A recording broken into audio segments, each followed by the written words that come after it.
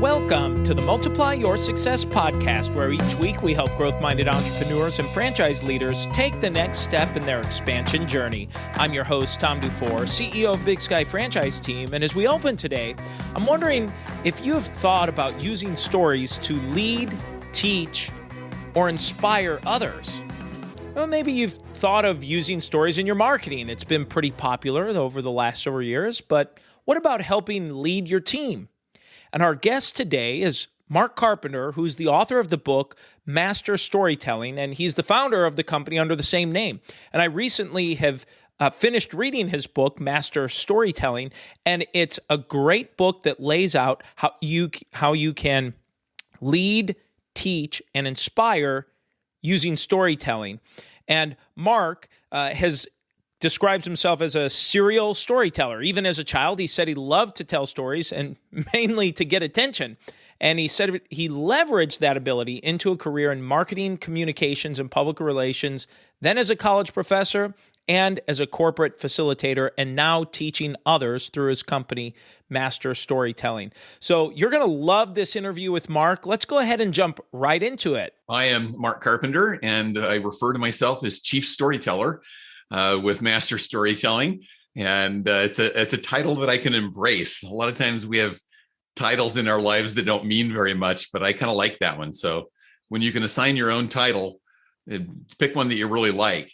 I'm kind of a serial storyteller through my life and have worked in marketing communications and public relations, and then transitioned into a career in facilitation and training and consulting, and helping organizations and individuals really achieve their goals and be more successful in their efforts to grow and to serve other people. Yeah, well, I love this concept of master storytelling. That's your title of your book too, and that's really one of the primary drivers why I wanted to have you on the episode. And I love this concept of incorporating storytelling into marketing, into messaging, and just into communication in general. And it's something that I do not find myself as intuitively natural for me to do. So one of the things that I just love for you to talk about is just how storytelling is maybe getting input into business, or maybe it always has been, and it's just kind of more front and center. I just love to start the conversation there. Yeah, and storytelling is a topic that's kind of increasing in momentum. You hear a lot about. And I want to make the point that when we talk about storytelling, sometimes we talk about it a little differently than a lot of people do. A lot of people talk about, well, I need to tell the company story or the founder story, the origin story, or things like that. And we're really focused more on stories with a point, with a principle that we're going to teach, lead, sell, or inspire. And so it's intentional storytelling based on everyday experiences that we have in our lives that people can relate to, but help them make a connection to an important principle that we want to teach them on, or lead change on, or inspire action on.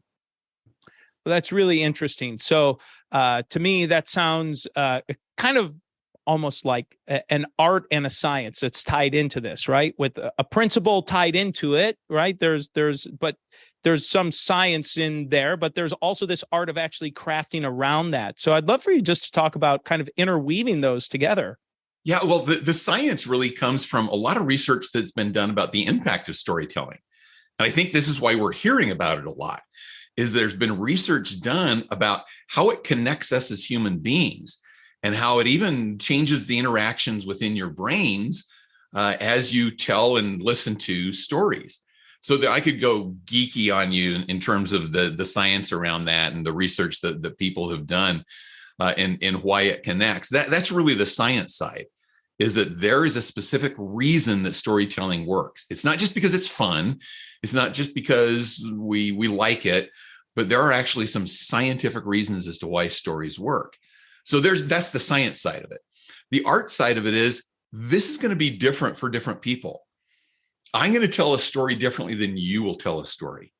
In fact, I tell some stories that I've heard friends of mine tell, and then with their permission, I've used them because they teach such great principles. But I tell that story differently than they tell them. It's because that's my style. And as I teach and I coach people to tell stories, I have to fight that urge to say, "Ooh, I would do it this way," and just let them do their own style, but with that framework of the science as to what makes a story effective.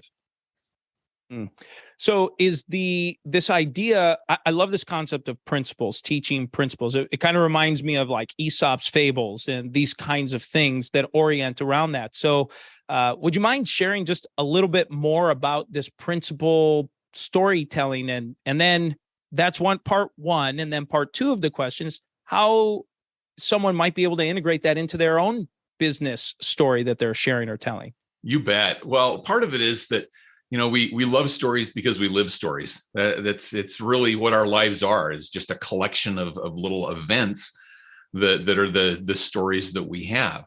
And so I've really got into this point about storytelling to teach principles as I got into facilitating and teaching on the business side, and to help people see, okay, what does this actually mean to me? I can share a principle with you. Even as you get into an organization that says, we have a culture of high integrity. Okay, but what does a culture of high integrity actually look like? How do I translate that from the words on the wall to the behaviors in the hall so that I can see what it looks like? And stories will do that. Stories help us see what those intangible things actually look like. So if I want people to understand this is what we mean by teamwork, or this is what we mean by integrity, the best way to do that is to tell an intentionally crafted story that you can connect to, that you can relate to, that teaches that point. So where do these stories come from? They come from our everyday lives.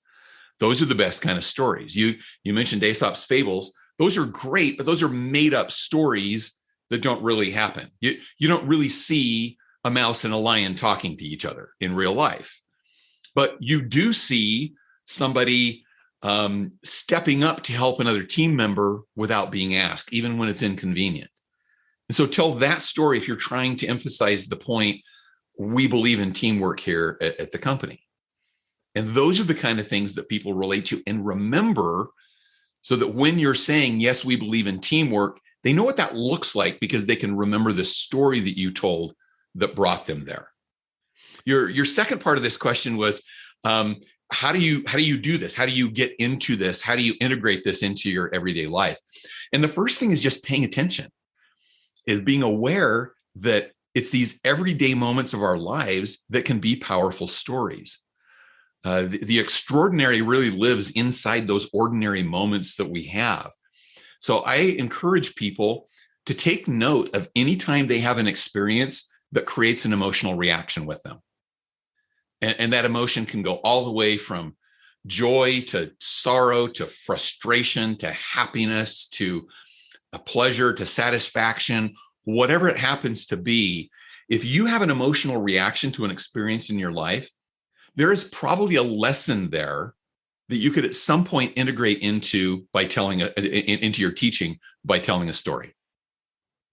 That's really, really interesting. And the thing I like of what you said here is kind of these everyday, ordinary stories. So that to me is interesting because probably like a lot of folks you talk to, I don't feel that my story is inherently any more different or better or unique than anyone else's story. So I think that's a great nugget of wisdom that pay attention, and there's something great there.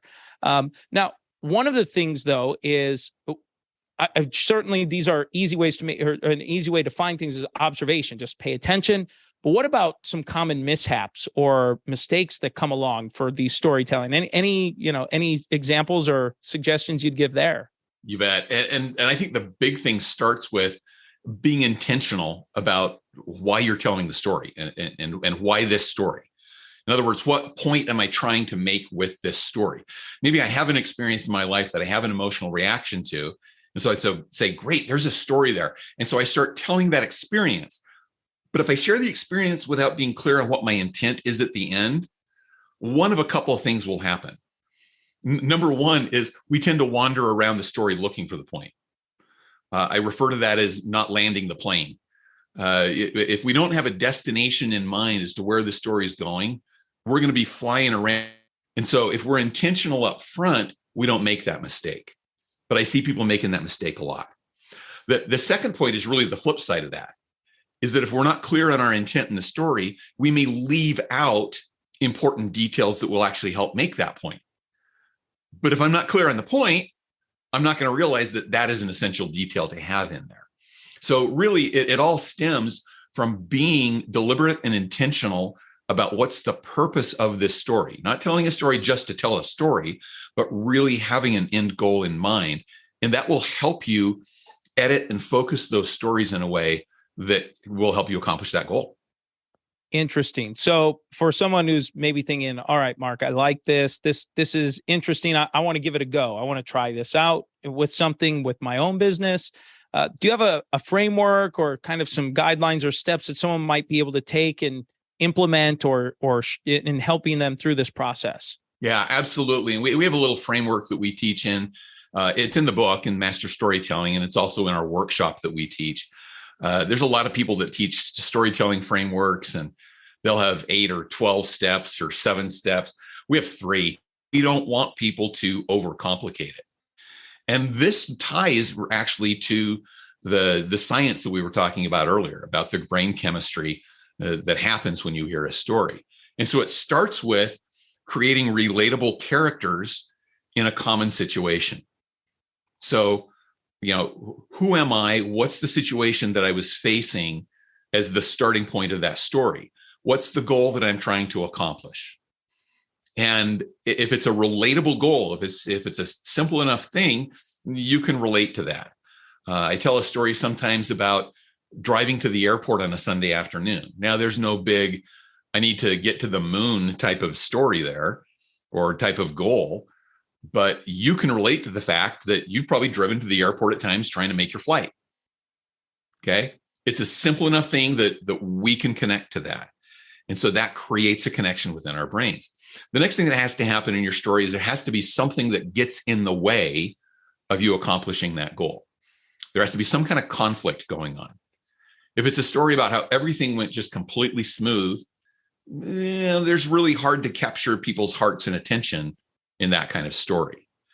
So the example I use is I'm driving to the airport and all of a sudden I see a policeman behind me.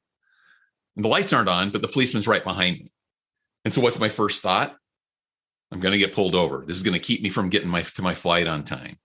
And I don't deserve to get this ticket because I wasn't really going faster than anybody else. And so I build up this big angst in my mind. So there's becomes the conflict section of the story. And then there has to be some kind of change you get to at the end of the story. No, I'm not telling the complete story that I usually tell here, but the end of that story is I turned off to go to the airport. The police officer turned off the opposite direction. He wasn't following me at all. And so I had worked myself up, not because of what the policeman was doing, but because of what was going on in my head. And so there's the lesson that I learned is that I can blow things out of proportion. And I think we all do this at certain times. And the only one that suffers from it is myself. And so it's a simple enough story, but it has those 3 components in it. Our current state with the relatable characters and worthwhile goal, what conflict gets in the way of that goal, and then what's the change that teaches the lesson that we want at the end of that. Great. And you said this framework, someone could check out how you have this structured, certainly in your book, which I'd love for you to talk a little bit about here, and maybe through your workshop. How can they find out about this? Yeah, simple enough. In fact, I'd love to offer your listeners a free copy of the ebook. We have a page on our website that's dedicated specifically to podcast listeners. And so if you go to master-storytelling.com /podcast gift, and you can give me your email there and you'll get a free copy of the book in the ebook format. So that's probably the easiest way for your listeners to get access to it. If they want the hard copy, it's on Amazon too. There's an Audible version that's available as well. Or go to our website, master-storytelling.com. You can get information there about our workshops that we hold virtually, or we can hold them within organizations to teach teams how they can more effectively use this skill to help accomplish their goals. Oh, wonderful. Well, we'll make sure we include all of the links to the free ebook, to the Amazon link, and so on for our audience to get in touch with that. So, well, Mark, this is a great time for us just to make a transition here to ask you the same 4 questions we ask every guest before they go. And the first question we ask is, have you had a miss or two in your career and journey and something you learned from it? Yeah, when I saw that question, I thought, wow, how much time do we actually have? And so I'm not going to go into every miss because I think we all have misses. Just to make a connection back to storytelling, sometimes it's those misses that make the greatest stories because they teach the greatest points. We have those lessons learned from those misses in our lives. I think one of my misses is that I set a career path for myself and I stayed on it far longer than it was bringing me joy. And I didn't realize early enough that that lack of joy meant I needed to make a shift. And I kind of stuck too rigidly to a plan that I had when I should have made an adjustment to that plan. And I look back and think I could have I saved myself some misery and brought myself additional joy if I'd shifted my path a little bit earlier. So I would say that's one of the major misses that I can look back on. Yeah. Well, thanks for sharing that. And how about a make or two, a highlight you'd like to share? Well, one of the highlights really is publishing the book. They say authoring a book is kind of like giving birth, and I wouldn't know. I've never actually given birth, but I've seen it close up with my wife giving birth, and I've raised teenagers, and so it's kind of similar to that process too. That there's a lot of angst and effort that goes into it. And at the same time, it connects into another question that you commonly ask, which is the connections to other people. It does take a village. It takes a village to raise a child. It takes more than one person to write a book. It really takes a lot of support from other people to make that happen. But for me, that's one of the biggest makes is just being able to share my thoughts, to have it in print, and seeing other people benefit from that as well.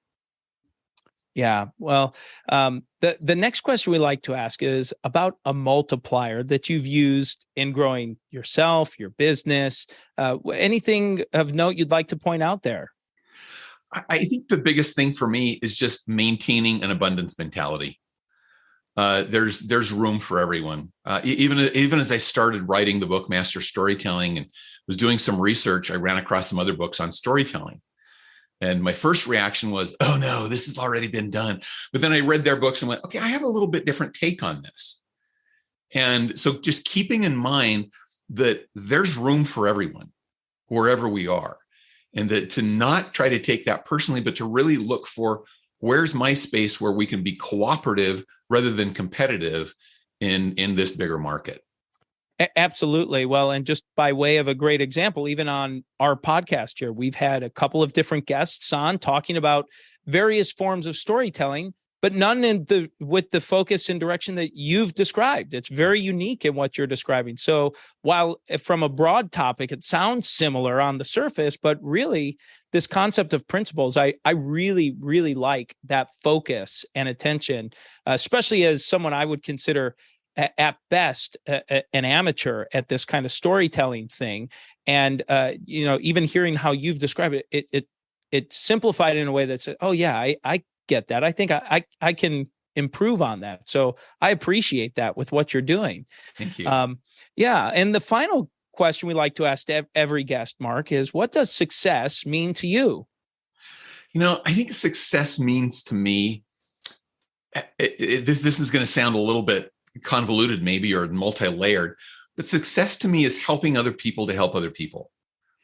I love to be able to help other people, but the real success for me is when I can help somebody who then helps someone else. So if I can help someone be a successful storyteller who then helps someone else strengthen their business or learn important principles, that to me is success. And it goes back to your comment about multipliers. If I can be a multiplier for other people, that is success for me. If I can help them to be successful in helping other people to be successful, that I think is how I would best define success. Yeah. Well, Mark, as we kind of bring this to a close, is there anything you were hoping to share or get across that you haven't had a chance to yet? Well, I think I just wanted to react to one thing that you said about, I feel like I'm an amateur storyteller, that this is something I'm not very good at. And I hear this from people all the time too. Well, okay, that's something that's a gift that people have, that I don't have that gift. And I just want to emphasize for both you and your listeners, storytelling is a skill like any other skill. And with practice and with direction, with guidance, it can be developed. I'm going to suggest that the first time you did a podcast, Tom, maybe you weren't as good at it as you are today. Oh, True? yeah. Oh, yeah. Yeah. Case in point, the very first episode, the quality microphone that was all invested in and so on wasn't hooked up right. So it recorded to the through the just standard, computer microphone, and the audio quality was terrible. Yeah. And you've learned from that. And you didn't learn by sitting and thinking about it for a long period of time and going, well, I'm not very good at that. I don't understand those things. You really learned by getting in and doing it, by getting some coaching and some direction, and continuing to practice it, continuing to get better and better and better. Storytelling is just that same way. It's like any other skill. It can be developed. So if any of your listeners are thinking, yeah, storytelling is great for those people that are natural storytellers, but it's not for me, I want you to rethink that and think of it as a skill that you can develop to help you as you teach, lead, sell, and inspire. Yeah. And I would just add as a plug for you, it sounds like ways to develop that is reading your book. And if they want some coaching or support along the way, attending one of your workshops and different things of that regard. Is that access or ways to get in touch with that? Is that on your website? How can someone find out about your workshop? Yeah, absolutely. Just through the website is the best way to get there. We also do individual and team coaching on that as well. I'm working with somebody right now who's moving into a position where he's going to be speaking from the stage a lot. And so I'm doing some individual coaching with him on storytelling. So there's all sorts of different ways that you can get the support. Love to help you if that's a direction that you'd like to go. Mark, thank you so much for a fantastic interview. And let's go ahead and jump into today's 3 key takeaways. So takeaway number 1 is when Mark said that to have stories focus on a point to either teach, lead, or inspire. And I'd never really thought of using stories in such a way, but I thought it was a great, succinct way to describe that. Takeaway number 2 is when he said, pay attention and be aware of stories and ordinary events. And he said, when you have an experience, he said, take note of it. If it creates any kind of an emotional reaction, it could be a positive, a negative, joy, sorrow, whatever it is, document it. And in the book, he actually describes taking note of that, storing it in on a notepad or on your phone somewhere, and using that and saving it for that just-in-case scenario, maybe for some presentation or something you might end up doing. Takeaway number 3 is when he described that there are 3 things every story needs to have. I loved how he broke this down. So number 1 is that you need to create a relatable character or relatable goals in the story. Number 2, something needs to get in the way of that relatable character accomplishing their goal, essentially some type of conflict. And number 3, what is the change that teaches the lesson we want to learn out of it? So what happens? How does this person transform? And now it's time for today's win-win. So today's win-win is when Mark talked about how people relate better and remember more of a story when you use that as an example versus just sharing facts or data or information. So think of using a story when you're trying to convey or relate a message, whatever that kind of message might be. And lastly, he said that storytelling is like any other skill, and you can develop it. So I think that's something for all of us to take out of it. So as with most things, when you practice it, you get better at it. And so that's the episode today, folks. Please make sure you subscribe to the podcast and give us a review. And remember, if you or anyone you know might be ready to franchise their business or take their franchise company to the next level, please connect with us at BigSkyFranchiseTeam.com. Thanks for tuning in, and we look forward to having you back next week.